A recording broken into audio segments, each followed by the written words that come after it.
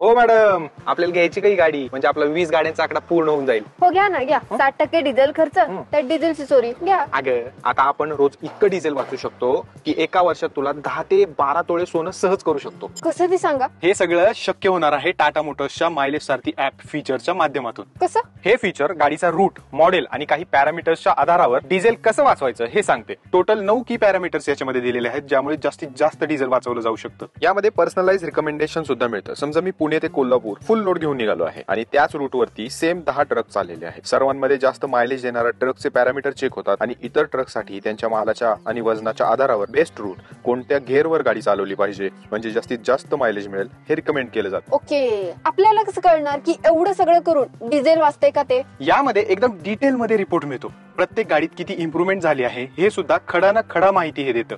बस एवढंच? हो मॅडम, पुढचं पण सांगतो. या ऍप मध्ये गाडीत वॉर्निंग लॅम्प लागलाय का, ओबीडी मलफंक्शन झालाय का, एअर फिल्टर क्लॉकची स्थिती काय आहे, रिजनरेशनची फ्रिक्वेन्सी काय आहे, या सगळ्या गोष्टी सांगितल्या जातात. यामुळे गाडी सुस्थितीत राहते. शिवाय तुमचं डिझेल वाचतं म्हणजे तुम्हाला फ्युएल इकॉनॉमी चांगली मिळते आणि तुमचे पैसे वाचतात. अहो पण हे मायलेज सारखे फीचर मिळतं कुठं? फ्लीट एज ऍप मध्ये. मस्त.